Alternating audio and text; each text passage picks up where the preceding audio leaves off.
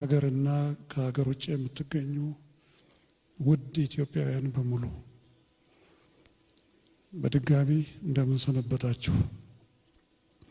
ዛሬ የተገናኘነው የኢትዮጵያ ሀገራዊ ምክክር ኮሚሽን ላለፉት 4 ዓመታት በመላው ኢትዮጵያና በውጭም ሀገር ጭምር በየቦታው ተጉዞ ከ200 ሺህ በላይ ሰዎችን በማመካከር በማወያየት በማመካከር ተደራሽ በመሆን የሰበሰባቸውን አጀንዳዎች ለሀገራዊ ምክክር ጉባኤው ግብአት የሚሆኑትን ዋና ዋና አጀንዳዎችን የምናሳውቅበት ሰዓት ነው።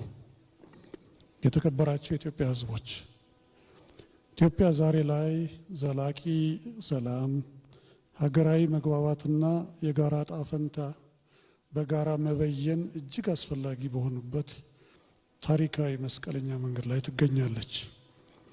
ለዚህ ጥሩ ምላሽ ለመስጠት የኢትዮጵያ ሀገራዊ ምክክር ኮሚሽን በማቋቋሚያ አዋጅ ቁጥር 1265/2014 ላይ በተሰጠው ስልጣን መሰረት ሀገራዊ አጀንዳዎችን ለመለየት አካታችና ሁሉን አቀፍ ሂደት ተከትሏል።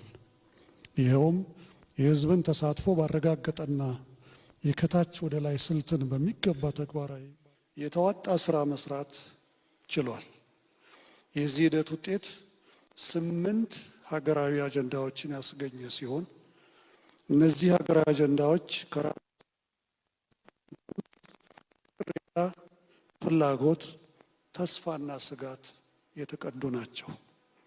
የሀገራዊ አጀንዳ ልየታ ሂደትን ተአማኒነት፣ አካታችነት፣ ሁሉን አቀፍነት ለማረጋገጥ ኮሚሽኑ በሁሉም የክልል እንዲሁም በሁለቱ ከተማ አስተዳደሮች አዲስ አበባና ድሬዳዋ ማለት ነው ሰፊ የህዝብ ምክክር አካሂዷል።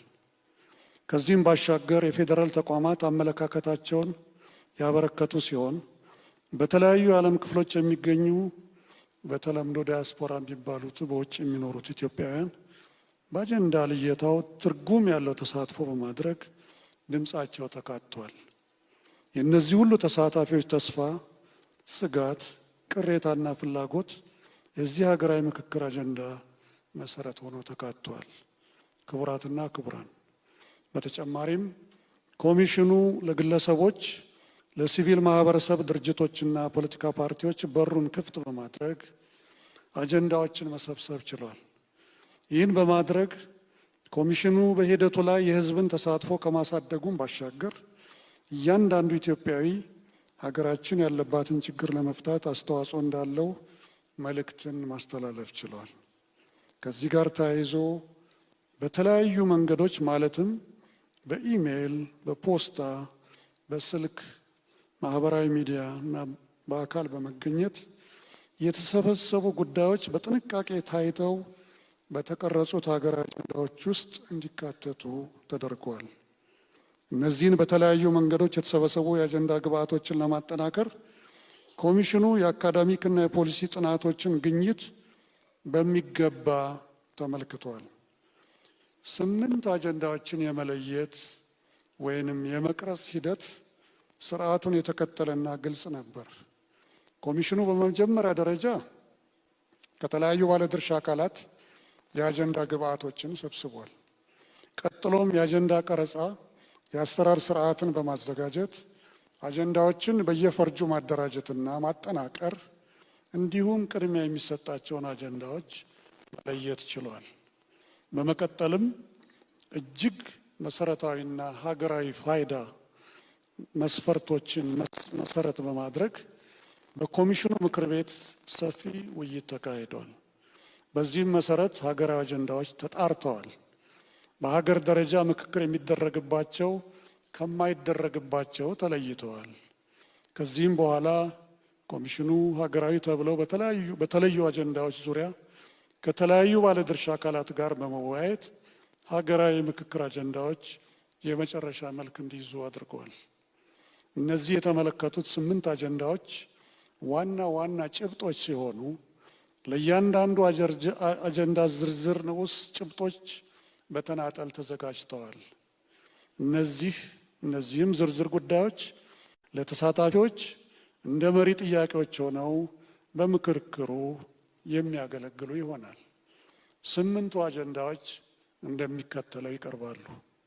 አጀንዳ ቁጥር 1 የሀገር ግንባታ 1 የማንነትና የሀገር ባለቤትነት ጉዳዮች እዛው ስር 2 ታሪክና ማንነት 3 የጋራ ሀገራዊ ማንነትና እሴቶችን የሚመለከቱ ጉዳዮች እዚያው ስር 4 ሀገር ግንባታ እና ብዝሃነት አስተዳደር ጉዳዮች 5 የቋንቋ ጉዳዮች 6 የባህል ታሪክና ቅርስ ጥበቃ ጉዳዮች እንዲሁም ሌሎችም በርካታ ጉዳዮች። አጀንዳ ቁጥር 2 የመንግስት አደረጃጀትና ቅርጽ እንዲሁም የፖለቲካ ስርዓት፣ የፖለቲካ ውክልናና የምርጫ ስርዓት። 1 የመንግስት አደረጃጀትና ቅርጽ 1 የመንግስት አደረጃጀት፣ አስተዳደር፣ ስርዓት አይነት 2 የራስን እድል በራስ የመወሰን መብት በቅንፍ ውስጥ 39/1 213 የብሔር ብሔረሰቦች ትርጓሜ አንቀጽ 39/5 ህገ መንግስቱን ማለት ነው። 214 የፌዴራል መንግስትና የክልል መንግስታት መሪዎች የስልጣን ዘመን 215 የፌዴራልና የክልል መንግስታት ግንኙነት እዚያው ስር የስልጣን ክፍፍል የፌዴራልና የክልል መንግስት እዚያው ስር አሁንም የፊስካል ፌዴራሊዝምና የሀብት ክፍፍል 216 የክልል አስተዳደርና ወሰኖች እዚያው ስር የአዳዲስ ክልሎች አመሰራረት እዚያው ስር የክልል አስተዳደራዊ ወሰኖች 217 የህግ አውጪው አካል ወይም ፓርላማ መዋቅርና ሚና 218 ህገ መንግስትን የመተርጎም ስልጣን 219 የህገ መንግስት ማሻሻያ ስርዓት አንቀጽ 104 እና 105 2 የፖለቲካ ውክልናና የምርጫ ስርዓት ጉዳዮች ከስሩ 221 የሀገሪቱ የምርጫ ስርዓት 222 የመድብለ ፓርቲ ስርዓት 223 የፖለቲካ ፓርቲ አደረጃጀት 224 የመንግስትና የገዢ ፓርቲ ሚና መለያየት 225 የምርጫ ክልሎች አወቃቀር 226 የፖለቲካ ፓርቲዎች የመንግስት ሀብት አጠቃቀም። አጀንዳ ቁጥር 3 የፌዴራል ከተሞች አዲስ አበባና ድሬዳዋ 3 የአዲስ አበባ ጉዳይ 3 የአዲስ አበባ ህጋዊ አቋም እዚያው ስር አዲስ አበባ ከኦሮሚያ ክልል ጋር ያለው ግንኙነት ከዚያው ስር የአዲስ አበባ ከተማ የበጀት ድርሻ ጉዳይ 312 የፌዴራል ዋና ከተማ ጉዳይ 313 የአዲስ አበባ ፖሊስና ፍርድ ቤት ጉዳይ 314 የአዲስ አበባ ወሰንና የቦታዎች ስያሜዎች 315 የአዲስ አበባ ከተማ የስራ ቋንቋ 316 የአዲስ አበባ ከተማ ታሪካዊ ቅርሶች አካታችነት ጉዳይ 32 የድሬዳዋ ጉዳይ 321 የድሬዳዋ ህጋዊ አቋም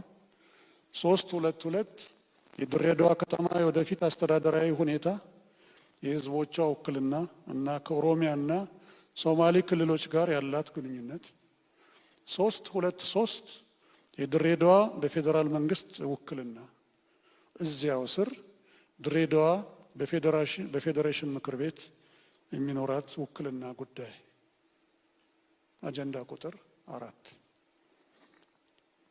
4 የሃይማኖት ጉዳዮች 4.1.1 በሴኩላሪዝም እና በሃይማኖት ነጻነት መካከል ጤናማ ሚዛን መጠበቅ 4.1.2 የሃይማኖት ነጻነትና ገደቦቹ 4.1.3 አነስተኛ የተከታይ ቁጥር ያላቸው ሃይማኖት ተቋማት ጥበቃ 4.1.4 ከባህልና ከሃይማኖታዊ እሴቶች ጋር የሚጋጩ ድርጊቶች ጉዳይ 4.2 ታሪካዊ ቅሬታዎችና እርቅን የሚመለከቱ ጉዳዮች 4.2.1 ታሪካዊ መገለል እና ልዩ ተጠቃሚነት 4.2.2 የእርቅና እውቅና የመስጠት ሂደት 4.3 በሃይማኖቶች መካከል ያለ ግንኙነትና አብሮ መኖር በተመለከተ 4.3.1 ሃይማኖቶች መካከል ያሉ ውጥረቶች እና መፍትሄዎቻቸው 4.3.2 በሃይማኖቶች መካከል የውይይት እና ምክክር ዘዴዎችን ማጠናከር 4.4 ሃይማኖት በሕዝብ ሕይወትና ማህበራዊ አገልግሎቶች ውስጥ ያለውን መስተጋብር በተመለከተ 4.4.1 በሕዝብ ተቋማት ውስጥ የሃይማኖት ሚና 4.4.2 የሃይማኖት መድረኮች ሚዲያና ህዝባዊ ውይይቶች 4.4.3 የሃይማኖት ተቋማት የድምፅ አጠቃቀምና የህብረተሰብ መብት አጀንዳ ቁጥር 5 የተቋማት ግንባታ የህግ የበላይነትና ሰብአዊ መብቶች 5.1 የሰብአዊ መብቶች 5.1.1 ህገ መንግስታዊና ህጋዊ ማዕቀፍ ለሰብአዊ መብቶች ጥበቃ 5.1.2 በሀገር ውስጥ የተፈናቀሉ ሰዎች መብቶች 5.1.3 አካል ጉዳት ተጋላጭና የተገለሉ ቡድኖች መብቶች 5.1.4 የሰብአዊ መብቶች ጥበቃ በግጭትና በጸጥታ ሁኔታዎች ውስጥ 5.1.5 ለሰብአዊ መብት ጥበቃ ተቋማዊ ማዕቀፎች የማጠናከር ጉዳይ 5.1.6 በውጭ የሚኖሩ ኢትዮጵያውያን ጉዳይ ዲያስፖራ የሚባሉት እዚያው ላይ የጣምራ ዜግነት መብት እውቅናና ሌሎች ጉዳዮች 5.2 የህግ የበላይነት 5.2.1 የህግ የበላይነት ህጋዊነት 5.2.2 በህግ ፊት እኩልነት 5.2.3 ተጠያቂነት 5.2.4 የፍትህ ተደራሽነት 5.3 የተቋማት ግንባታ 5.3.1 የዲሞክራሲያዊ ተቋማት ገለልተኝነት ነፃነትና ተደራሽነት 5.3.2 የፍትህ ተቋማት ነፃነትና ተጠያቂነት 5.3.3 የጸጥታና ደህንነት ተቋማት ነፃነት ገለልተኝነትና አደረጃጀት 5.3.4 የሶስቱ የመንግስት አካላት ሚዛን ነፃነትና ተጠያቂነት 5.3.5 የመገናኛ ብዙሃን ተቋማዊ ገለልተኝነት ነፃነትና ተጠያቂነት 5.3.6 የሲቪል ማህበራት ነፃነት ሚናና ተጠያቂነት አጀንዳ ቁጥር 6 ማህበራዊና ኢኮኖሚያዊ እንዲሁም የአርሶ አደሮችና የአርብቶ አደሮች ጉዳዮች 6.1 ማህበራዊና ኢኮኖሚያዊ ጉዳዮች 6.1.1 የሴቶች ጉዳይና ተያይዘው የቀረቡ ጥያቄዎች 6.1.2 የሀብት አስተዳደርና ፍትሃዊ የሀብት ክፍፍል 6.1.3 የመሬት ይዞታና ባለቤትነት 6.1.4 የህዝብ ቆጠራ ውክልናና አካታች አስተዳደር 615 ማህበራዊ አገልግሎቶች፣ ጤና፣ ትምህርትና የኑሮ ደረጃ 616 የሰራተኛ መብቶች እና ፍትሃዊ የሥራ ሁኔታ 617 ዘላቂ ልማትና የአካባቢ ጥበቃ 618 የተፈጥሮ ሀብት መብቶች እና ጥቅም መጋራት 619 አካታች ኢኮኖሚ ኢንቨስትመንትና ምርታማነት 610 ማህበራዊ ደህንነትና የሥራ ዕድል 6.2 የአርሶ አደሮችና አርብቶ አደሮች ጉዳይ 6.2.1 የአርሶ አደሮችና የአርብቶ አደሮች ተሳትፎና እኩልነት ተጠቃሚነትን የማሳደግ ጉዳይ 6.2.2 የግብርና ግብዓቶች ወቅታዊና ፍትሃዊ ተደራሽነትን በተመለከተ 6.2.3 የሕገ መንግስቱ አንቀጽ 40ና አንቀጽ 40 ንዑስ አንቀጽ 5 እና አንቀጽ 41 እና ንዑስ አንቀጽ 8 ላይ የተጠቀሰውን ዘላን የሚለውን ስያሜ ማስተካከል 6.2.4 ነፃ የገበያ ዕድልና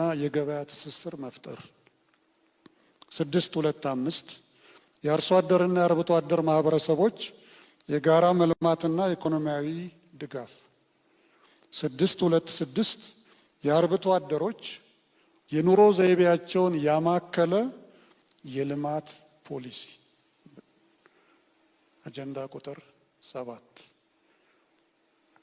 ሙስናና መልካም አስተዳደር 7.1 የመልካም አስተዳደር ችግርና የሙስና ጉዳዮች 7.2 የጸረ ሙስና ስርዓት ግንባታ 7.3 የመልካም አስተዳደር ስርዓት ግንባታ እና 7.4 ፍትሃዊ ፐብሊክ ሰርቪስ በዚያ ስር 7.4.1 ፍትሃዊና አካታች ፐብሊክ ሰርቪስ 7.4.2 በብቃት ላይ የተመሰረተ የሰው ሀብት አመዳደብና ቅጥር የመጨረሻው አጀንዳ ቁጥር 8 ሰላም ግንባታ 8.1 የግጭት መንስኤዎችና አፈታት መንገዶች 8.2 ግጭቶችና መሳሪያ ያነሱ አካላትን በሚመለከቱ 8.3 የዘላቂ ሰላም መሰረቶች 8.4 ባህላዊ የግጭት አፈታት ዘዴዎች እውቅና ማጠናከርና ዘመናዊ ውህደት 8.4.1 ባህላዊ እውቅና እና ህጋዊ ማዕቀፍ 8.4.2 የእርቅና ይቅርታ ጉዳይ 8.4.3 የተኩስ አቁምና የሰላም ስምምነቶች 8.4.4 የሽግግር ፍትህ 8.5 ሃይማኖት ተቋማት ሚና በሰላም ግንባታ ሂደት ውስጥ እነኚህ 8 አጀንዳዎች ከቀረቡት ብዙ ሺህ መካከል ተመርጠው ሀገራዊ ፋይዳ ያላቸው ለኢትዮጵያ ሀገራዊ ምክክር ጉባኤ በቀጣዩ ከሐምሌ 8 ጀምሮ የሚወክሉን 130 ሚሊዮኖችን የሚወክሉን ህዝቦቻችን የሚመክሩባቸው አበይት ጉዳዮች ናቸው። በጣም ወደ ዝርዝር ውስጥ አልገባንም።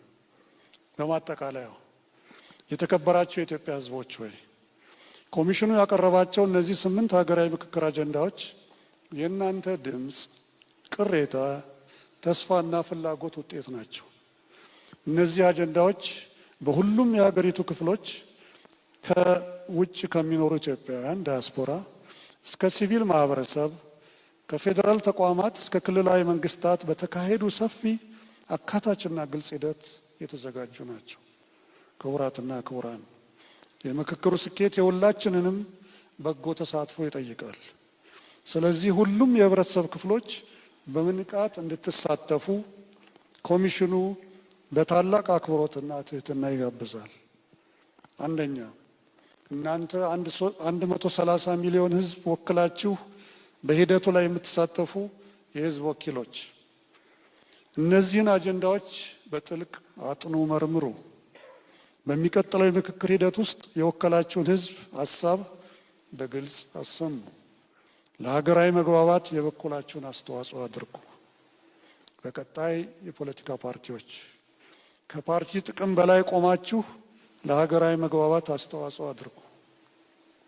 የሲቪል ማህበረሰብ የተገለሉ ቡድኖችን ድምፅ አሰሙ። ሃይማኖታዊ ተቋማት የምክክርና የእርቅ ባህልን ደግፉ። መገናኛ ብዙሃን የአጀንዳዎቹን ተገቢነት በምክክሩ ሂደት ሀገራችንን ወደ ድህነት፣ ልማትና ሰላም የሚያሸጋግሩ መሆናቸውን በሚያሳይ መልኩ ለሕዝቦቻችን መረጃዎችን እንድታደርሱልንና ኃላፊነት በተሞላበትና ሚዛናዊ በሆነ መንገድ የስብሰባውን ሂደት መረጃዎች መሀል ዳር ሳትሉ ለሁሉም ሕዝቦቻችን ተደራሽ አድርጉ። ስድስተኛው ወጣቶችና ሴቶች የወደፊቱን ትውልድ ወክላችሁ በንቃት እንድትሳተፉ የአክብሮት ጥሪያችንን እናቀርባለን። ምሁራንና ተመራማሪዎች በእውቀትና በማስረጃ ምክንያታዊ በሆነ መንገድ የምክክር ሂደቱን ለማሳለጥ ተራዱ። ክልላዊና ፌዴራላዊ ተቋማት ሁሉን አቀፍ ተሳትፎ አመቻቹ። በመጨረሻም ዓለም አቀፍ አጋሮች የኢትዮጵያን የምክክር ባለቤትነት በማክበር ሂደቱን ደግፉ እንላለን። ስለተሰጠኝ ጊዜ እጅግ አመሰግናለሁ። እግዚአብሔር ይስጥልኝ በሁላችንም ስም።